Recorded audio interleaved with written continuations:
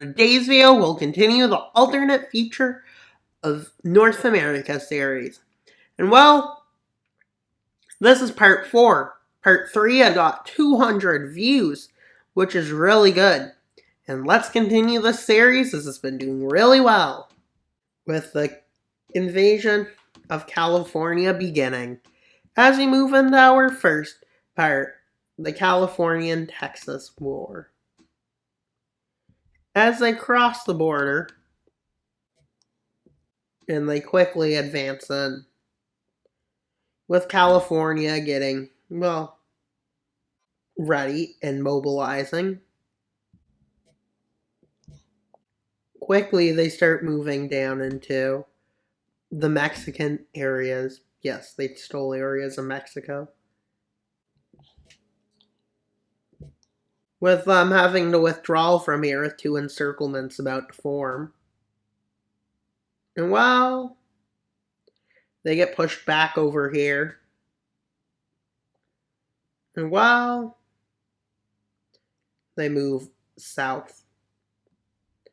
But a Californian counteroffensive begins. And well, yeah, they start to move to try to cut these off. And they succeed, but most of them did flee. And while Texas launches a second offensive at this point, California isn't having a great time. As Texas launches another counteroffensive. Not counter-offensive, that's not a counteroffensive. And while they start moving into California proper, the key areas. And while the Californian forces manage to start launching a counteroffensive, and they push this massive spearhead back quite a distance, and they start moving back over here. And while Texas launches a push on Los Angeles, which I believe is about here. I might be north of it or south of it. And they start seizing the city. They almost take it out, but this area here, they withdraw forces from to get their next offensive as they break through from this push on LA. Well, a Californian counteroffensive begins, with them quickly getting down to here. And they're trying to cut forces off, with them landing over here, with them managing to move across here, which leads them to start taking back some of their southern cities as they move into Baja California.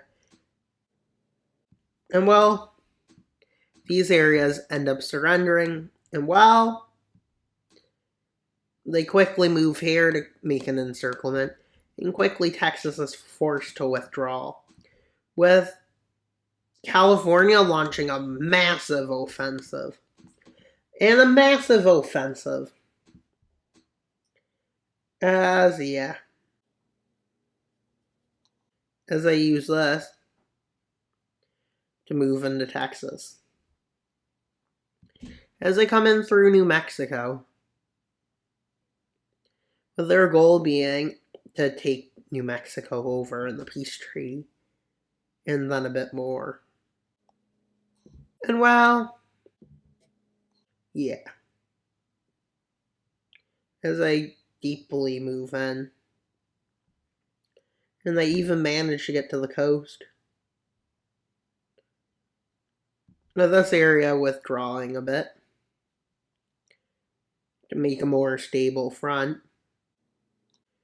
And while, yeah, they fall.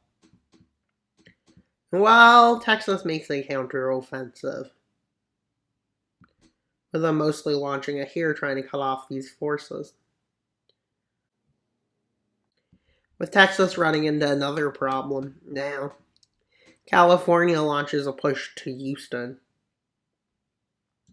which I assume is either maybe there, but it could also be there. That forces here withdrawing, but the problem is Houston Falls, leading to the surrender. As you can see, a surrender. So let's see the peace treaty. New Mexico and parts of Texas. Texas loses Oklahoma and Kansas. Well, they continue to keep some lands. They didn't have too harsh of a peace treaty. And they owe some war reparations, but not huge ones. And well, New York goes on war of expansion. And what do I mean by what areas are affected? Well, they don't go after Virginia yet. They only go after Maryland, DC. Oh wait, that's Virginia. Delaware, and New Jersey. Because New York is gone communist in this series. They went on the first episode. And well, they continue their advances, quickly taking over New Jersey, and then taking over Delaware, moving in, and they take over DC. And well, they continue their communist uprising. They're taking over the world. And they're communist. Not very favorable things. People who like communism don't have any, they didn't live it. So yeah, no one likes communism. And no one likes fascism. They're both evil. And well, you can see they greatly expanded their strength. And well, a nationalist coup happens in Quebec. Yes, a national coup. An ultra-nationalist coup. Yes, Quebec. But in Quebec City, they quickly take over. Luckily, the government decided to flee.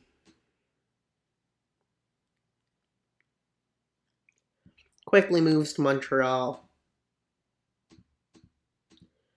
Which leads to, yeah, this. And wow, they quickly move to take Montreal and take over this area. And then they move into the Gaspé area. And well, quickly they take this over. But during this, a small intervention happens by the Northern Alliance. And it's in these lands. Yeah. Key territories. And they also decide, just in case they go mad, to take over some areas up here. Well, that's all for the intervention. And Quebec doesn't have any allies, so they're mad. Well, the ultra-nationalists continue their offensive. But the managing to still have a lot of soldiers, the ultra-nationalists and the non-ultra-nationalists. And well, Quebec decides to try to stop this nationalist coup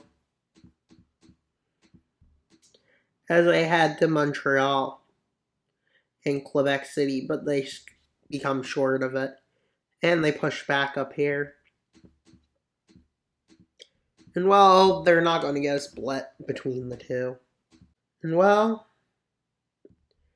they advance over here along a river. I think that's the Ottawa River, maybe. And well, yeah.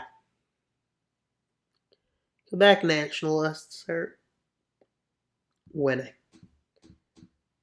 Quite literally currently winning. With Quebec launching a counteroffensive. And they push back in the north. And well, well, they push back this front, try to prevent encirclement, but they manage to get the water here, secure their gains over here, and they manage to move up here. As they move to this lake, and while their offensives get stronger, and while Quebec fails to hold them back. And while at this point, Quebec decides to, they fall over. So let's look at what happens with that intervention. Annex some of the territories they occupied from Quebec. I guess this is revenge for the Churchill crisis in the first episode. And well, at this point a communist pact forms. And we'll use this color red for it. Between British Columbia and New York. Yeah. Well, Florida goes on a war of expansion, which is against Tennessee, Arkansas, Mississippi, and Louisiana. And so, they go on the invasion, with them quickly taking over these areas, with them advancing as fast as they can.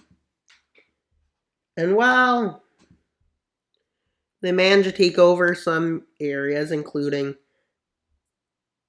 New Orleans. Yeah, this looks better. We can actually see it's them invading. Tennessee quickly falling apart.